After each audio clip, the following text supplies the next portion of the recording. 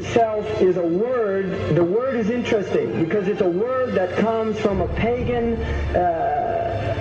Hollywood is the holy wood, and it was the wood that the magical wands were made out of in the pagan sorcery, magic. And these wands were believed that the sorcerers that possessed them could put people into trances and control them. This is part of, this is symbolic, but it's also important to understand that part of what Hollywood literally does is it puts people into trances. It's a dream state. They call it the dream machine in the United States.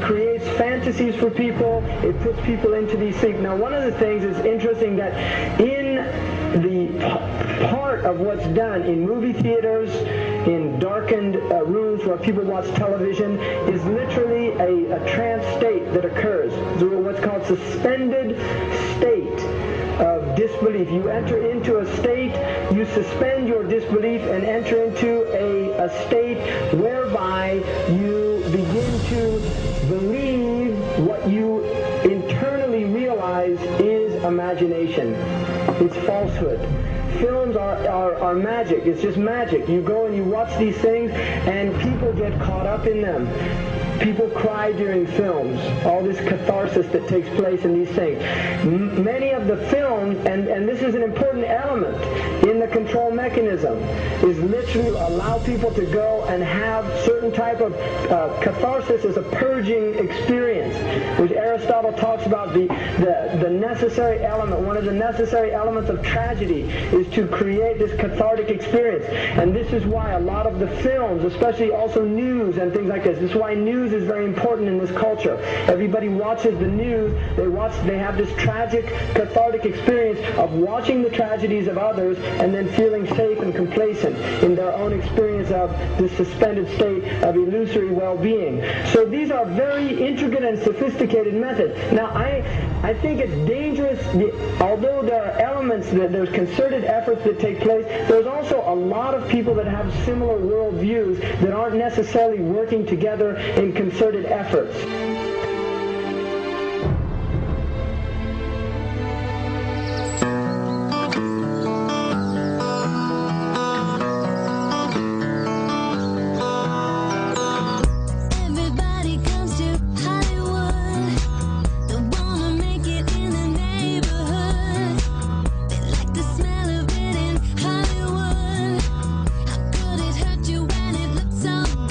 Shine your light now.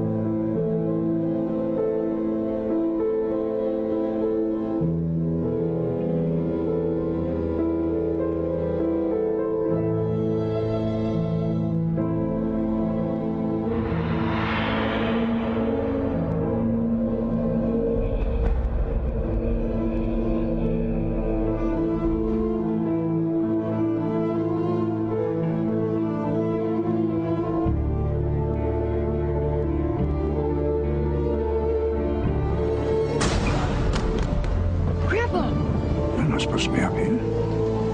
Looking at that? I just wanted to know. No. Well, you're old enough, I suppose. You should know the story. Okay, here we go. It was 1832. On a night much like this.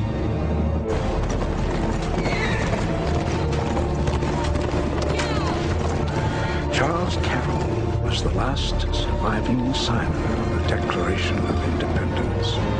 He was also a member of a secret society known as the Masons, and he knew he was dying.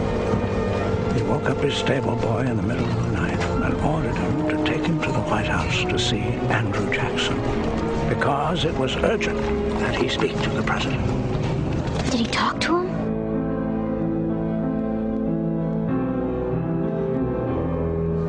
No, he never got the chance. The president wasn't there that night. But Charles Carroll had a secret. So he took into his confidence the one person he could. My grandfather's grandfather, Thomas Gates. What was the secret? A treasure. A treasure beyond all imagining.